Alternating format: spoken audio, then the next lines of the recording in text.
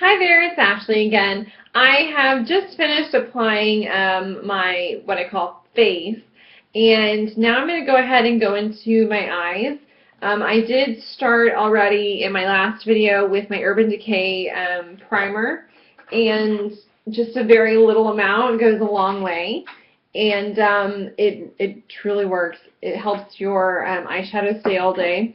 And I said in my last video, I had a special occasion for today. I have a baby shower that I'm going to this evening, and I'm running some errands beforehand.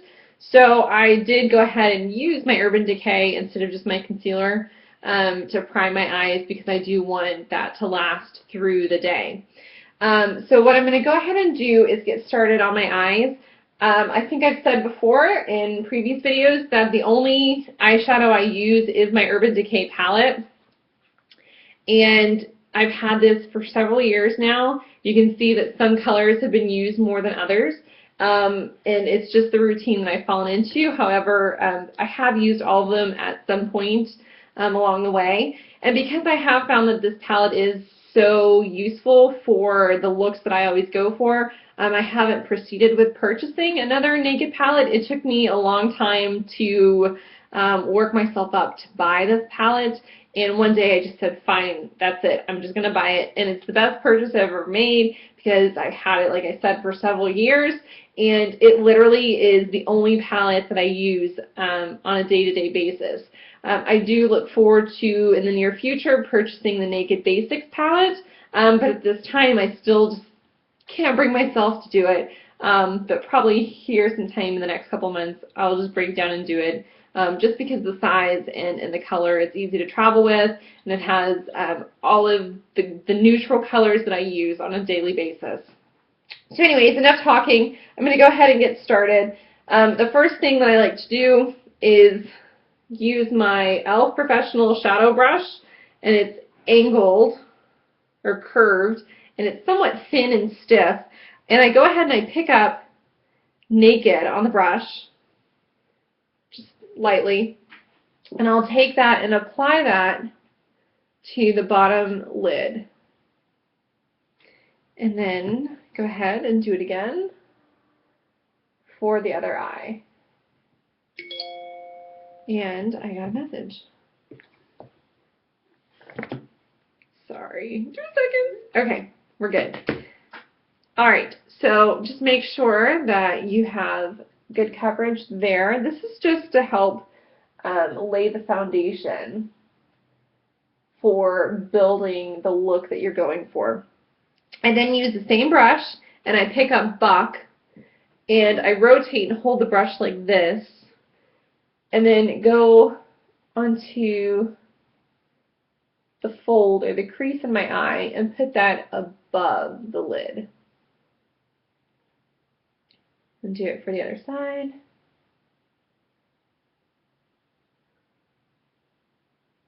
I wonder if I could ever put on eyeshadow without holding my mouth open. I don't know. What do you think? I try really hard not to leave my mouth open when I'm putting my mascara, but even sometimes that's hard to avoid. Okay, next thing I'm going to do is take my eye definer brush that's from Mary Kay, clean it off just a little bit, and I'm going to go ahead and pick up Smog, and I'm going to use Smog from the center of my lid to the outer corner. And all this does is add a really nice shimmer to the look.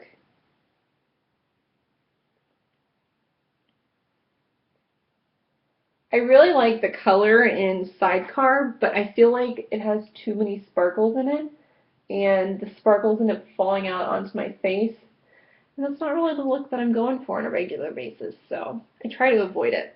Okay, next thing I'm going to do is take my e.l.f. Blending Eye Brush, and I just like the light touch and the feel of this, and I'm going to pick up Sin, which is the pink, shiny kind of color, and I'm going to use that on the inner part of my bottom lid, as well as a little bit above the crease, just to brighten it up and maybe go in a little bit further. sorry, let's see if I can do this one in the camera. So just start here, give yourself a little bit above the crease, and then a little bit on the side of the crease. Okay, so this is where I'm at this far. Now, what I would like to do is go ahead and go back in with the same brush, clean it off, get some of those sparkles off, and then I'm going to use Creep. Pick up just a little bit. I know you can't see that. I don't know why I'm showing you. It's black. And then I'm going to put it into the crease and kind of go from the outer corner to the center and just blend it back and forth. Now, if you want to take this higher into your arch, you are more than welcome to. I've done that previously, just depending on the occasion. But recently, I've just been leaving it directly into the crease. And all it does is add some really nice depth to the eyes. This is what it looks like. And last, but not, well, not last, but almost last, I'm going to go in with my eye definer brush again, clean it off just a bit. I'm going to pick up Virgin, and then I'm going to use that to go just under. I don't like to take the eyeshadow actually all the way up into my brow, but just to highlight above all of the work that I've just done on the lid. Just go right above it. Okay. So this is what it looks like. And for the occasion, I'm going to go a little bit darker or smokier, but not too much. So what I really like to do when I'm trying to get underneath these bottom lashes is use my Urban Decay shadow brush that came in the palette. It's very nice and stiff, and you have a really nice line with it. So what I do is dip it into the shadow very lightly, kind of rock it back and forth. And I'm going to use Dark Horse. I wish it didn't have as much glitter in it, but it is what it is. And then I'm going to take the brush and kind of use it to lift the lashes and then go very gently underneath that lash line. And I don't like to do the full eye again. I like to go from the center to the outer corner and just create. I can't do it in the camera. I'm so sorry. I can't see. I'm afraid I'm going to poke myself in the eye. But I'm going to take it and just very gently add some product or some color underneath there.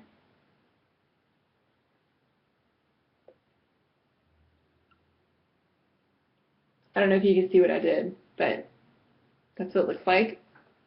And then I'm going to take one of the very few times I actually use a pencil, but I'm going to take my Brow and Eye Maker's pencil. I don't even know where I got this. It might be CoverGirl or something. You can see I've used it. And I'm going to use that and put it on the waterline, the bottom waterline, in the same place. So from the outer corner to the center of the waterline. And it doesn't add much color, but it's just enough to kind of go with that smokiness.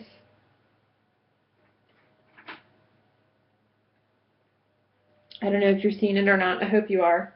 Like I said, the lighting's kind of bad today. And then I'm going to go ahead and use my favorite Lorac, what I like to call my paint pen, and use that to draw a nice line. I like to always start with a thin line, and then if I make a mistake, I can go a little bit bigger, or if I decide that for the look I want to go bigger, I can, but it's always better to start smaller and then go bigger.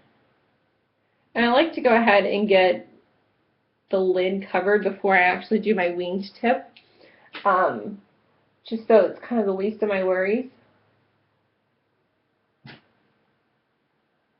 I've had this pen now for several months, and I shake it because I like to keep a really wet tip, but I found that it holds a lot of product, which is good, because you pay a pretty penny for it. So I did buy my first one initially and took it home and tried to use it. I was so excited to use it, so I went straight to the house and started working with it, and it was dried out. And I was thinking, okay, is this just the way that product comes out of the tip, or is it actually a dried out product? So I took it back to Ulta. They said, no worries, we don't even need to see your receipt, just go ahead and leave us with that product and go get another one off the shelf and you're good to go. So they were very, very nice about replacing the product. So when I do my winged tip, just depending on the day, I'll either go big or small. Today I'm doing a very short but thick winged tip. And you can see just barely on the outer edge, but you're always shooting to hit the end of your eyebrow. And so that's what that looks like. And the last thing I gotta do is my mascara, and I'm using the NYX Provocateur mascara in black.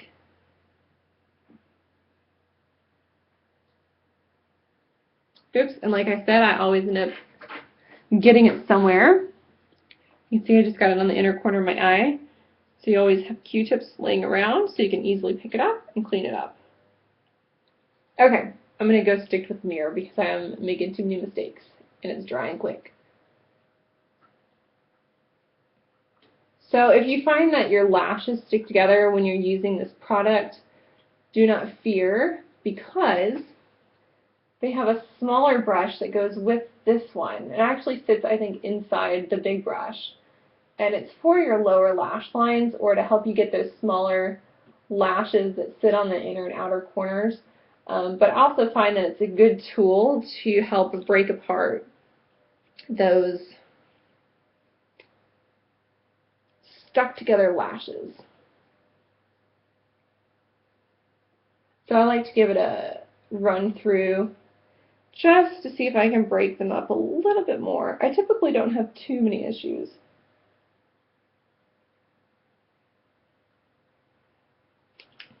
And redip, do it again.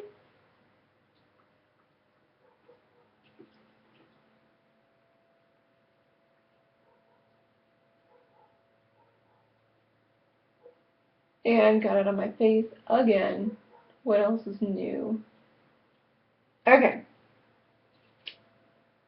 I don't know why I'm smacking my lips together like I just put on some lipstick, but I did not. Okay, so I'm just using my Q-tip to clean up any area that may have run over and made a little bit of an oopsie here, but no worries. Just take your eyeshadow and you go back over it. So this is the look that I will be wearing today on my eyes, and let me know what you think. Thumbs up if you like it, thumbs down if you don't. Feedback is always greatly appreciated. And if you have any comments, please feel free to leave them below. I do read them all, so I thank you very much for watching and taking the time to get ready with me. And I will follow up with one more video to show you how I do my eyebrows, because once again my video went over way too long. So I'll be right back. See you soon. Thanks for watching. Bye.